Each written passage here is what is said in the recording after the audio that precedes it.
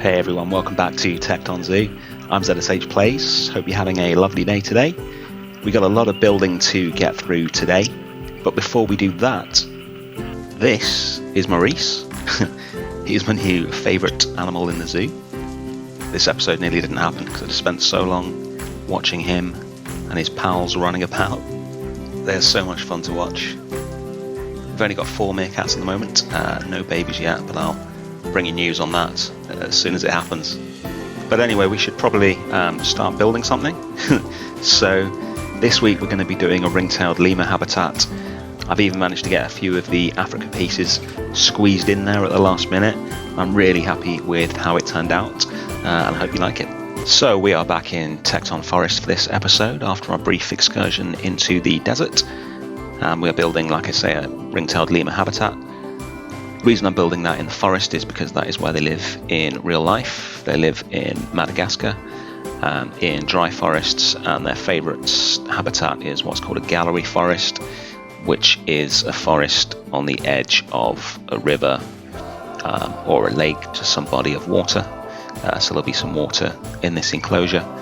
They don't swim or anything like that, but that just seems to be their favourite habitat. I'm not entirely sure why, but I guess easy access to water and lots of trees is pretty good if you're a lemur. There won't be any red ruff lemurs sharing the enclosure with them. They tend to prefer jungles, so they will be going into, well, if I put them in, they'll be going into the jungle on the other side of the Grand Plaza. This enclosure is going to be on 2 levels. I really wanted to have a level for the guests to see the lemurs up in the trees. Ring-tailed lemurs are the most terrestrial of the lemurs, so they spend about a third of their time on the ground and the rest of the time up in the trees. So I also wanted some ground level viewing as well. So this enclosure will have 2 paths running around it, one at eye level for trees and one at eye level for the ground. Working with different height paths in Planet Zoo is always fun, using that term very loosely. So it took me a long time to get this to work the way I wanted it to. The original design for this that I drew out was probably my favourite of all the designs that I initially did for the zoo. When I built it, it didn't quite work as intended, so you'll see fairly shortly in the video that I changed the shape of the whole enclosure and move it because I just couldn't get the stairs to work the way I wanted to. So I ended up going from the shape that you see here to more of just a circle and shortened the bit that I'm working on here, and then moved the whole thing back so that I could get the paths and the stairs in to where I wanted them. I'm using this palace tile stair here, which I wasn't actually a huge fan of, but I needed one that had a white curb to go with the white plaster that makes up the rest of the build. And then, to my surprise and gratitude, when the Africa pack came out, it had a monochrome version of those exact paths in, which is perfect because that's exactly what I would have chosen had it already existed. So I switched that out right at the end of the video, and I'm really happy with how it looks when it's done. The rest of it is the standard white plaster and glass combo that we use throughout the zoo, and I'm really enjoying now how all the white plaster buildings look when they contrast with the forest that they're set in. This is when I realised that the shape, especially those stairs, just really isn't working, so I tear it all down, well, most of it down, and then move it across to give it a bit more space and put new paths in and keep a simpler circular shape. That also gives me space to get the stairs in where I want them to be, so there's a more effective entrance. Then we run the lower level path around the rest of the enclosure so that the guests can get in and under the arches, which I really like the effect of. I wanted it to be quite, not claustrophobic, but quite close when the guests are in there, so they feel like they're almost in with the lemurs. And then at the top it's much more open, and they get a really good view of the lemurs up in the trees. There's going to be one really large tamarin tree, which is the ring-tailed lemur's favourite food and favourite tree to live in the centre. But we'll get onto the inside of the enclosure a bit later. I'm using the underside of the paths as well as part of the structure, leaving some of that exposed. Exposed concrete is quite a big feature of Tekton's design aesthetic, or was, I should say.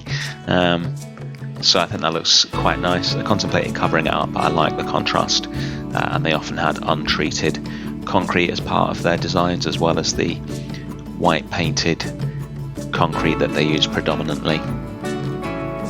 In fact, they use untreated concrete a lot more than I do, but I prefer the white stuff. It's more in keeping with what I'm trying to get the zoo to look like and the aesthetic that I'm going for. These entrance posts that I'm putting in here are influenced by Madagascan architecture, which will eventually be coloured to sort of mimic the tails of the ring-tailed lemurs, but that is quite a subtle thing. I didn't want it to be stripy or anything, but I just shade the tops a bit black. This is a little custom fence that I'm putting in to stop the guests from falling to their deaths when they're at the top. I make quite a lot of modifications to this, make it higher. I put a different one on the inside. I'm still not entirely sure this would pass a health and safety check in a real zoo, but hey, this is Planet Zoo, and the guests won't leave the paths, so they're certainly not going to be falling to their deaths at any point.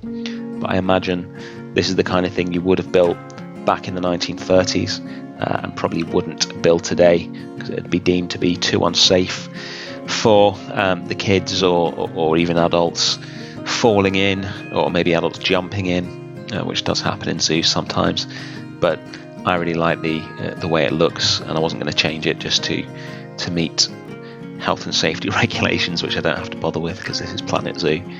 Just while I finish putting this fence in, I want to talk a bit about future plans for the channel. I keep getting asked lately about London Zoo 1985 and if I'm going to create any content for that. So what I'm going to do is, once I've got the Africa pack animals in there, so we're going to be putting in the meerkats, fennec foxes, white rhinos and African penguins, all of them really. I really want to do a couple of tour videos, probably a cinematic tour, and then a full historical tour of it. So that will be coming up at some point in the near future. It might mean that there is a gap of a couple of weeks before a Tekton episode. Hopefully not, but I've only got so much time, sadly. So if it does mean a 2-week gap between Tekton episodes, what it will mean is that there will be a London Zoo 1985 episode in between. So I still aim to have a video every week, but it might be a different zoo for a week. My next project in this zoo is the red panda habitat, which will finish off the forest area, and I've got some pretty big plans for that, which I'm really excited about, but it is going to be difficult. It's really going to test my fairly limited skill set. So yeah, we'll see. Anyway, back to the lemur habitat. So I'm putting the sign in here with the usual letters overlapping in Noto Sans that we normally use. I've been back and put a few more of these around the zoo so that everything's got a distinct visual style. And this is the indoor area for the lemurs. This is where they're going to sleep. I'm building some raised sleeping platforms for them because they normally sleep up in the trees. And now putting in a covering semi-roof for the habitat. Done this exactly the same as the surrounding roof in the Grand Plaza, although I actually go back and change it later. So for some reason I really like the orange stripe in the plaza, but I really don't like it here. But the basic circular roof is still there. This is one of the things that I've added the new African pieces to. Obviously we've got columns to support the roof. I hate it when guests walk through scenery, it drives me mad. So I've put bins inside them to stop the guests from doing that, but the plaster pillars aren't quite wide enough to cover up the bins, so I've put an extra base on at the bottom so that you can't see the bins, and that works really nicely. It just prevents the guests from walking straight through them, which looks really weird. And that's pretty much the outside of the enclosure done. Just a few modifications to the entrance bit here and filling in the sides of these stairs with some more plaster, and then it's on to the inside of the habitat. I spent ages on this. I mentioned at the start of the video that the lemurs live in gallery forests at the side of rivers, so I wanted to put a river in, and I wanted to really go to town on this little river bit. It's only small, but I had a reference photo of a little clearing in a forest in Madagascar, and I've tried to essentially replicate that photo. So you'll see the camera is mostly here where it is now while I'm building it. I'm literally just trying to copy this photo using whatever pieces I can find in the game to enable me to replicate it. So lots of mossy rocks, tropical rocks, maybe some other types of rock as well to get different colours in, lots of foliage. When you look at a forest in real life, there's so much going on, so many tiny things, you know, leaf litter and little pebbles, stones, sticks, twigs, all that stuff. Recolouring the water to make it a bit murky and a bit dirty so it fits in nicely. You'll find a lot of detritus in forest clearings and things like that, so I'm really trying to put as many little bits in as I can. I really like the tropical plant boards. I can never remember what they're called, but I use them quite a lot, mainly for bio roofs, but I've buried a lot of them into the ground here. They look really good when they're buried, so just little bits of the plants poke out. They really fill things in nicely, and the bottom of the little river bit is full of different items as well, so it's not just a terrain at the bottom of it. Making sure loads of the rocks overlap so you get lots of different textures there. I've used a few of the aquatic rocks as well. I struggled to get the colour how I wanted it, but it's quite useful because they've got two colours, so you can have a sort of a rock colour and a moss colour mixed in, and then a lot of terrain painting as well to tie it all together. Use some mulch as well a bit later on to fill things out. I've mentioned before that I'm the world's slowest builder, and just to give you an example of that, this habitat took 15 hours to build. I was watching a Koala Zoo episode the other day where Rudi Rennkamel was talking about how he'd spent 15 hours on a build, and it turned out that was 2 entire habitats, an entrance lake for the zoo, and various other things as well. I don't know how it took me 15 hours to build just one, but there you go. These big roots are really cool as well, the strangler fig roots. So I put some of those in. It's quite subtle, but it just fills out the bottom of the trees and makes them a bit more varied. Put a few of them in the water as well. Once this little river bit is done, we'll take a little look at it in real time so you can see it moving, because I think it's one of my favourite things that I've done. I think it's really natural looking. If there's anything you can think of to make it even more natural looking, then please let me know in the comments, and we'll add some more stuff in. Incidentally, if you are enjoying this and you haven't already, then please hit the subscribe button and the little bell, and you will know when a new episode comes out. Let's take a quick look at this in real time now. I think it's quite peaceful looking.